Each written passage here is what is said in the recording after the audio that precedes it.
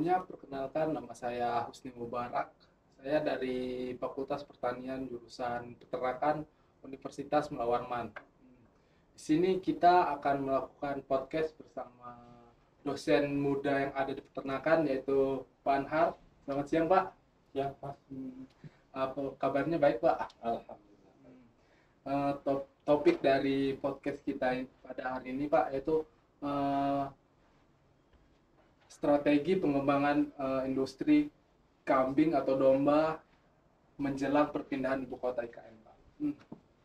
Dengan perpindahannya ibu kota IKN ini, Pak, semakin banyak penduduk yang ada di Kalimantan Timur, Pak. Jadi bagaimana pendapat Bapak tentang domba yang ada di Kalimantan Timur ini, Pak? Ya, jadi kalau kita melihat potensi sama peluang di Kalimantan Timur ya, khususnya apalagi nanti ke depan kalau jadi kita di Kalimantan Timur menjadi pusat administrasi ke depannya. Nah, jika melihat potensi tersebut, tentunya ini harus didasarkan pada ketersediaan dari ruminansia kecil, baik itu kambing maupun domba yang ada di kita. Jadi kita di Kalimantan Timur ini punya kekuatan ya, tidak sampai 60.000 ekor untuk domba maupun kambing.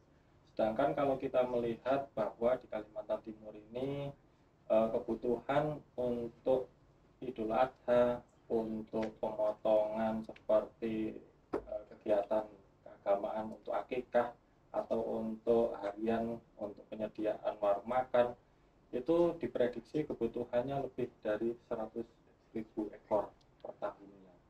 Nah, dengan melihat populasi yang ada, tentunya ini kan sangat kekurangan sekali, sehingga kebutuhan di Kalimantan Timur sendiri ini masih banyak disuplai dari luar wilayah di Kalimantan Timur, misalnya dari Sulawesi, dari Nusa Tenggara, ataupun dari Pulau Jawa.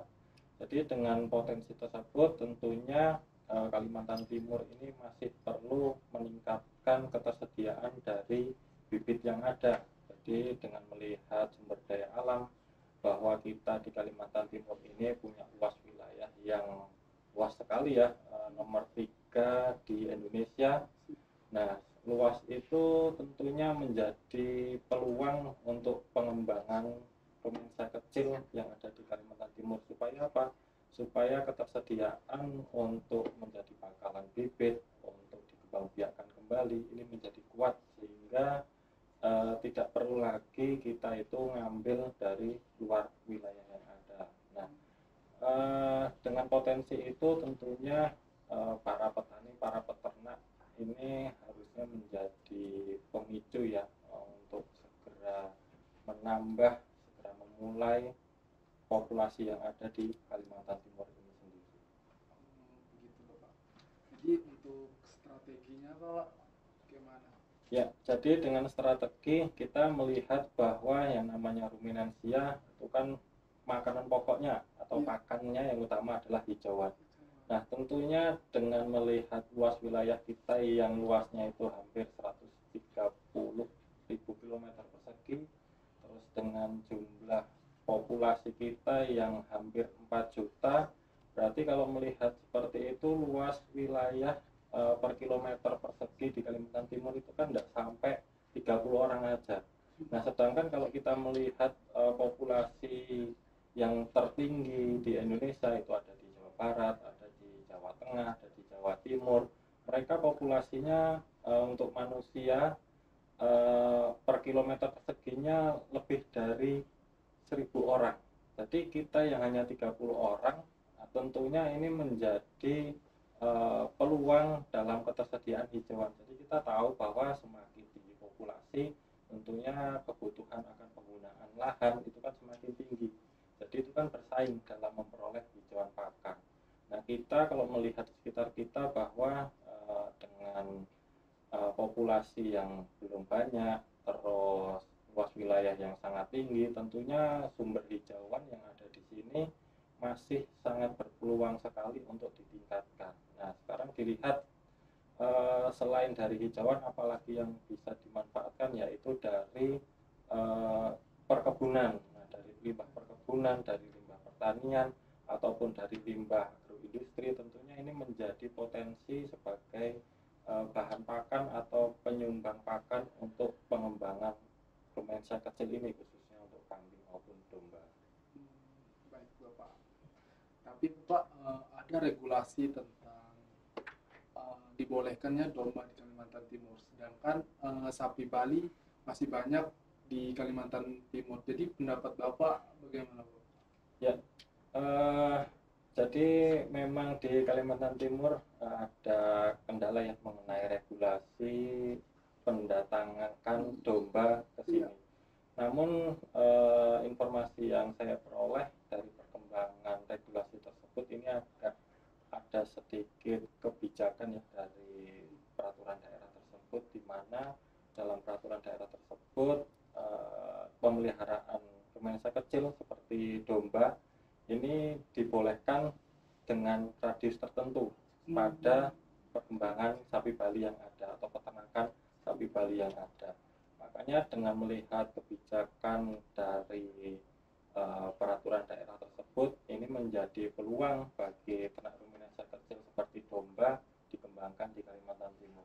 Jadi kalau kita melihat bahwa performa dari domba ini ternyata ya lebih bagus ya, bisa dikatakan lebih bagus dibandingkan untuk ternak kambing, apalagi kalau untuk domba yang masuk kategori domba ekor gemuk, ini performanya bagus sekali dibandingkan untuk ternak kambing.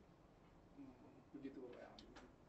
Dengan kemajuan teknologi yang sekarang Bapak, apakah ada teknologi yang terbaru untuk bisa mengembangkan atau memproduksi domba atau kambing yang ada di Kalimantan Timur ini? Ya, jadi tentunya dalam proses budidaya ternak ya, ini yang perlu dipertimbangkan adalah dari bibit, di mana yang namanya bibit ini menjadi ujung tombak ya suatu perkembangan ternak. Jadi dengan pemilihan bibit yang bagus, yang berkualitas, yang punya riwayat tetuanya itu performanya tinggi, ini harapannya nanti bisa diturunkan lagi ke keturunannya atau ke anaknya.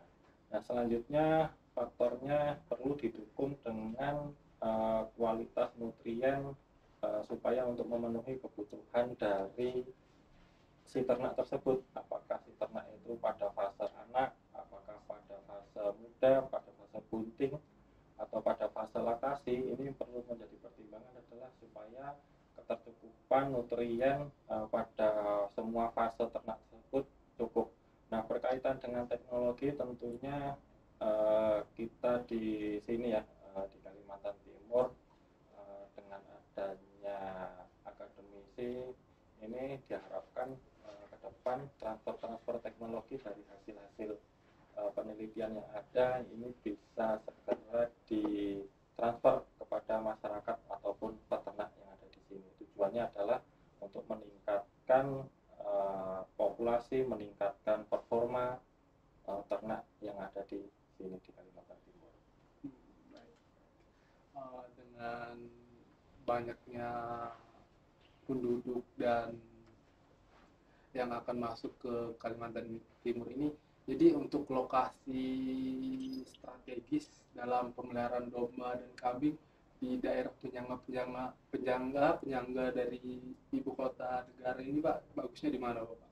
Ya, sangat betul sekali ya. Yang namanya lokasi tentunya ini menjadi faktor di mana penyerapan utama itu akan terjadi. Jadi kalau kita melihat bahwa posisi Jabodetabek yang menjadi sekitar atau menjadi satelit wilayah administrasi negara, tentunya seperti Jawa Barat ini merupakan wilayah yang punya populasi tertinggi di Indonesia. Jadi di sana dombanya populasinya 10 juta, kambingnya populasinya 12 juta. Melihat potensi tersebut, berarti kita yang ada di Kalimantan Timur harus segera menyiapkan untuk ternak yang bisa nantinya ke depan mencukupi untuk kebutuhan IKN, karena dari warga di luar Kalimantan Timur ini mungkin bisa berdatangan ke sini. Jadi untuk populasi manusia ya yang ada di Kalimantan Timur itu ada 4 juta. Terus melihat dari pertumbuhan penduduknya di Kalimantan Timur ini ternyata lebih tinggi dibandingkan pertambahan penduduk secara nasional. Jadi dengan melihat prospek atau potensi tersebut, berarti kita diprediksi di tahun 2035 ini populasi kita bisa melonjak hampir sampai 6 juta penduduk, dengan melihat bahwa pertambahan penduduk kita itu hampir 2%. Nah, wilayah-wilayah yang menjadi potensial bagi pengembangan ternak tentunya ini ya tidak bisa dibatasi ya. Ini kan tergantung dari masyarakat peternak itu minat dari untuk memelihara. Jadi dengan melihat bahwa IKN yang ada di Kalimantan Timur, berarti ya seluruh wilayah yang menjadi satelit di sekitar IKN ini menjadi peluang besar atau menjadi potensi besar untuk pengembangan ternak atau sebagai supply untuk kekurangan ternak yang ada di Kalimantan Timur ini. Baik. Daging domba dan daging kambing ini kan Pak belum sepamiliar daging ayam sama daging sapi. Jadi bagaimana strategi Bapak atau strategi masyarakat biar bagaimana cara daging kambing ini bisa terkenal Bapak untuk sebagai olahan makanan yang ada di Kalimantan Timur ini? Ya, jadi kalau kita melihat bahwa konsumsi untuk daging domba maupun daging kambing, kalau melihat secara nasional ya ini memang lebih kecil atau yang paling kecil dibandingkan dengan ternak lain, khususnya apalagi kalau dikomparasi dengan daging unggas. Jadi memang kalau di kita di Indonesia paling favorit itu adalah daging ayam. Karena apa ya? Karena daging ayam itu merupakan sumber protein hewani asal ternak yang memang paling murah di antara yang lain. Jadi kalau kita melihat untuk harga sekarang, range harga daging di rumensa kecil, kambing maupun domba itu kan sekitar di 100.000 per kilo. Nah kalau untuk daging ayam itu kan jauh di bawahnya, mungkin malah tidak sampai separuhnya. Tentunya masyarakat kita memang untuk kebutuhan konsumsi harian, khususnya untuk daging domba maupun daging kambing, ini kan berkaitan dengan harga itu tadi. Nah, tentunya dengan promosi-promosi bahwa dari daging kambing maupun daging domba kadang menjadi momok ya, bahwa ini nanti bisa menyebabkan sakit darah tinggi atau sakit yang lain. Ini kan menjadi apa ya, masyarakat itu menjadi kurang begitu mau mengkonsumsi ya, padahal kalaupun yang berhubungan dengan penyakit-penyakit tersebut tentunya banyak sekali makanan-makanan lain yang bisa menyebabkan potensi di penyakit seperti darah tinggi ataupun penyakit stroke dan lainnya. Baik. Dengan ini Pak, kan pemerintah ini ada yang namanya proyek desa korporasi ternak kambing. Jadi menurut Bapak, apakah pemerintah ini bagus dalam memilih proyek desa korporasi tentang ternak kambing dan domba ini Bapak?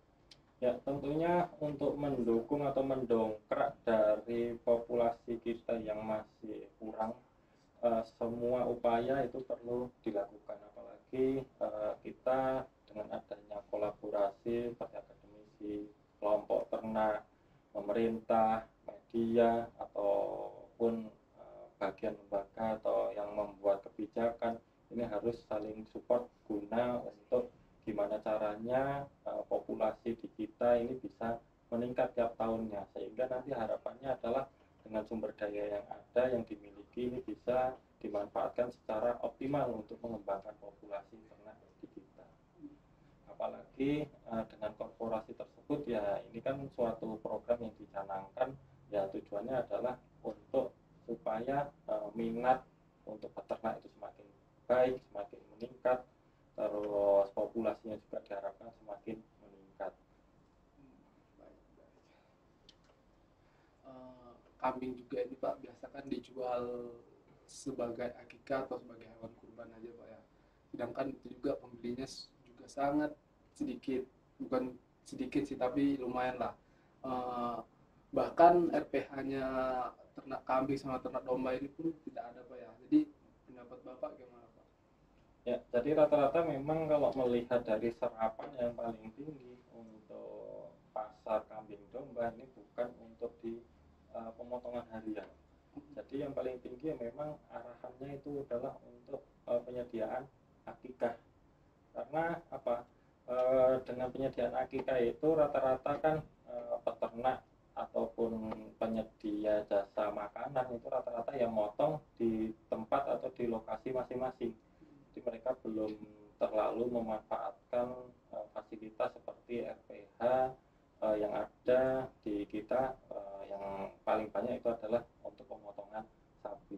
Jadi rata-rata untuk pemotongan yang masih dilakukan secara mandiri di lokasi kandang ataupun di lokasi yang menyediakan fasilitas masakan untuk akikah tersebut. Baik. Mungkin kita pertanyaannya agak sedikit melenceng nih Pak ya. Kan dengan penambahan penduduk yang banyak di ibu kota nanti Pak, pemberdayaan peternakan lokal itu apakah baik, apakah bisa untuk menambahkan bahan pangan untuk penduduk yang akan datang pada ibu kota nanti Pak, peternakan lokal Ya, seperti ya, jadi harapan ya yang paling utama itu adalah memang dalam pengembangan kalau secara besar ya itu dilakukan oleh perusahaan yang berbadan hukum. Cuman kita kan melihat bahwa kita masyarakat Indonesia ternyata pekerjaan paling tinggi adalah di bidang pertanian. Tentunya ini kan menjadi masyarakat kelompok atau golongan masyarakat petani, peternak ini yang perlu diangkat derajatnya, tentunya dengan memanfaatkan sumber daya yang ada, itu bisa dilakukan dengan beternak. Nah, harapannya ketika memanfaatkan atau mengoptimalkan dari sumber daya yang dimiliki kita, itu bisa meningkatkan status ekonomi di masyarakat, khususnya masyarakat lokal. Nah, ini kan yang namanya masyarakat itu kan kadang mereka pelihara itu kan coba-coba. Nah, ini perlu edukasi yang lebih atau peran dari dinas terkait atau mungkin bisa dengan akademisi yang dibantu oleh para mahasiswa yang sebagai agen perubahan ini supaya apa? Supaya masyarakat yang baru beternak atau baru belajar beternak ini kenal atau bisa beternak dengan cara yang baik atau teknik budidaya yang baik.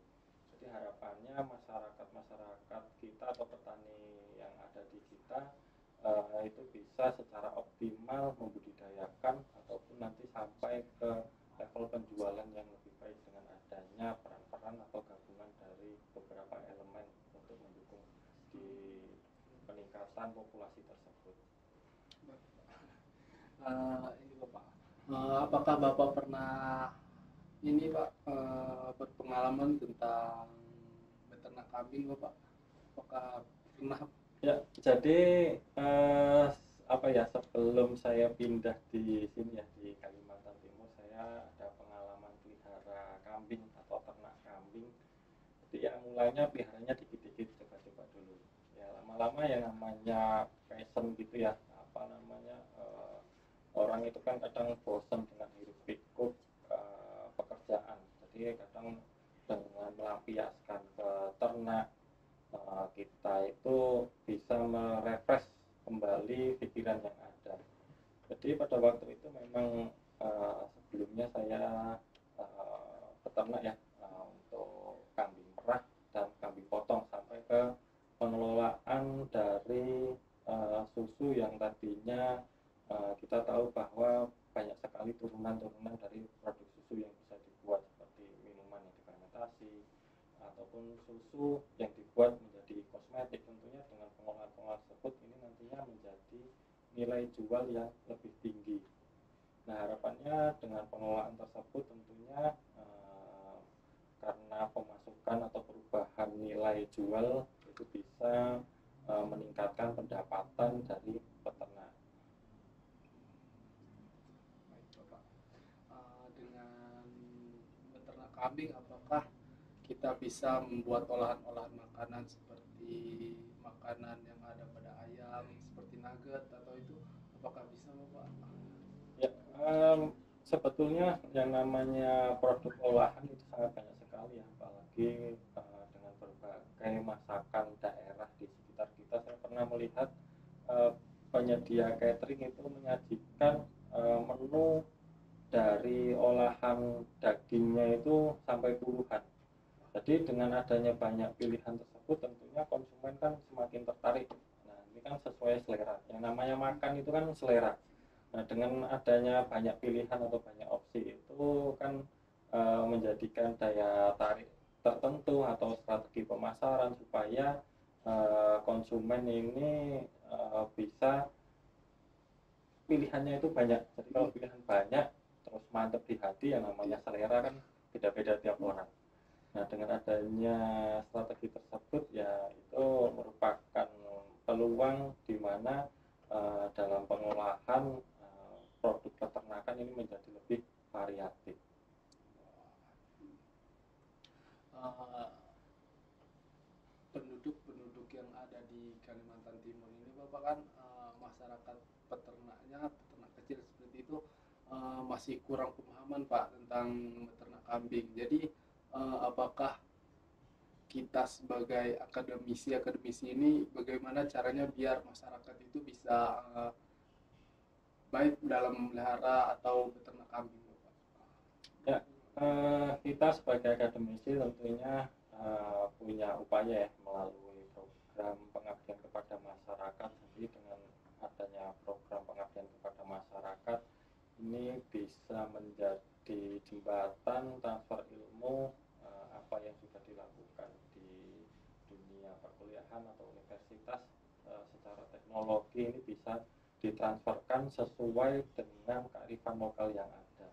Jadi dengan adanya pemberdayaan melalui pengabdian kepada masyarakat, harapannya para peternak yang tadinya peliharanya itu banyak terjadi mungkin kasus-kasus yang tidak diinginkan ya, ini bisa ditekan atau bisa ditanggulangi. Ya harapannya ya kembali lagi semakin baik pemeliharaan, budidayanya bagus, optimal dalam pemanfaatan sumber daya, ya ujung-ujungnya kan populasi yang ada di Kalimantan Timur bisa meningkat.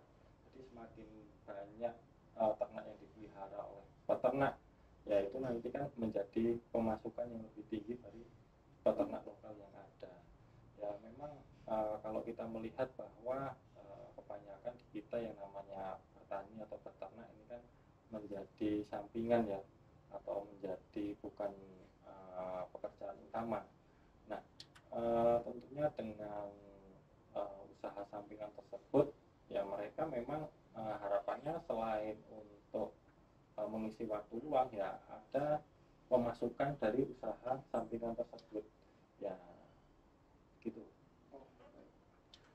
Untuk jenis kambing itu sendiri Bapak, jenis kambing apa yang bagus untuk diternakkan di Kalimantan Timur? Ya, kita untuk jenis kambing domba lokal kita itu ada 10 ya.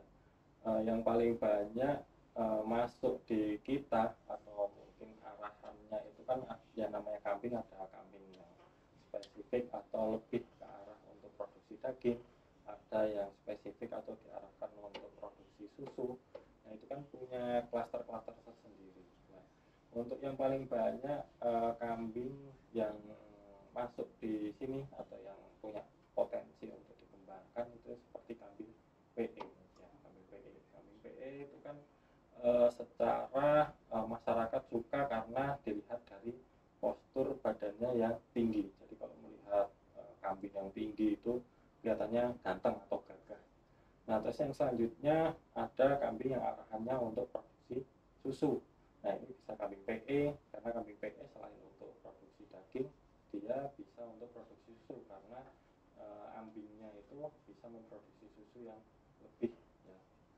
Ada lagi kambing sanen, kambing alpin, itu merupakan kambing yang arahannya itu untuk produksi susu. Jadi kalau melihat perkembangan yang ada dari kambing sanet, kambing alpin ini sudah disilangkan dengan ternak lokal kita seperti dengan kambing PE. Nah, ada lagi untuk produksi daging itu ada kambing bur atau kambing silangannya, seperti silangannya dengan kambing PE atau silangannya dengan kambing kacang, yang harapannya dengan ternak-ternak introduksi itu ya bisa meningkatkan performa produktivitas, baik itu untuk pertambahan bobotnya, terus peningkatan untuk produksi susunya bisa lebih tinggi. Kalau untuk ternak domba, yang saya amati di Kalimantan Timur ini cukup baik ya untuk bibitnya. Ini rata-rata yang dipelihara itu adalah domba ekor gemuk. Jadi perbedaan domba ekor gemuk dan domba ekor tipis ini bisa dilihat dari postur tubuhnya, terus bisa diamati atau bisa dilihat itu dari perkembangan dalam memperoleh pertambahan bobot harian yang lebih tinggi. Jadi domba ekor gemuk ini punya performa produksi yang lebih bagus dibandingkan domba ekor tipis.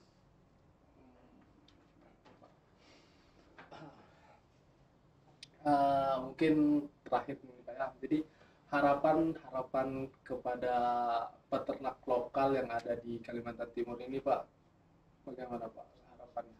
Ya, jadi harapan saya sebagai akademisi, apalagi di sekitar saya banyak mahasiswa-mahasiswa yang punya inovasi yang luar biasa.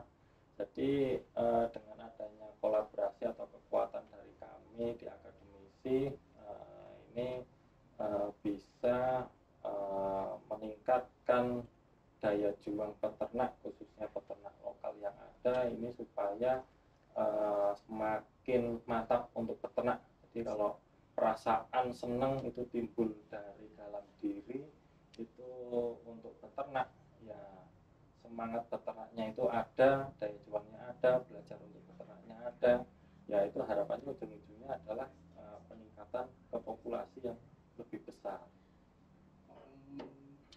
Jadi kesimpulannya itu bagaimana Bapak? Jadi untuk peternak kita kesimpulannya harus bisa atau memelihara kambing itu dengan baik Pak, kesimpulannya.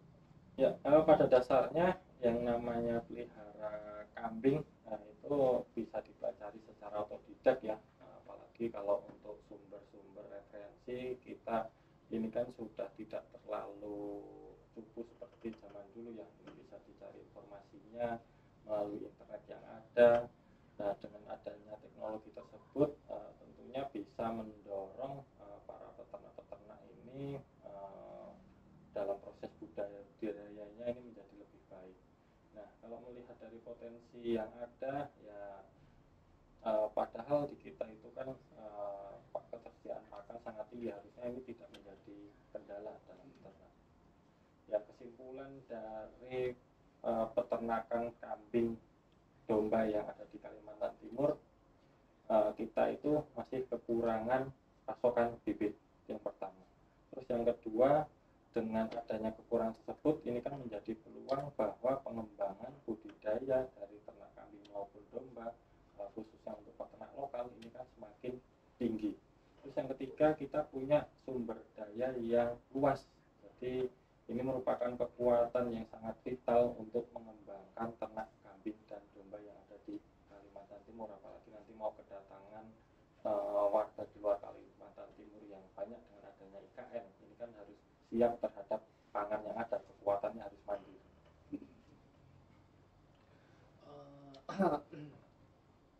Dengan domba ini untuk bulunya sangat bagus Pak ya, dibikin pakaian. Apakah pakaian-pakaian yang terbuat dari bulu domba ini bisa dipakai atau bisa dipakai atau kurang enak jika dikenakan atau dijual? Ya, yang untuk kelebihan bulu domba karena bulunya itu tebal ya, beberapa kalau di kita memang belum arahannya untuk pemanfaatan bulu ya. Cuman kalau melihat dari potensi bulu ini bisa diarahkan seperti ngisi bantal atau untuk ngisi boneka, menjadi pengganti dari kapas atau pengganti dari dakron. Ya sebetulnya kalau untuk bulu pemanfaatan bulu domba ini sudah ada yang melakukan ya, khususnya untuk wilayah Jawa Barat. Jadi mereka buat boneka nanti diisi dalamannya itu dari bulu domba.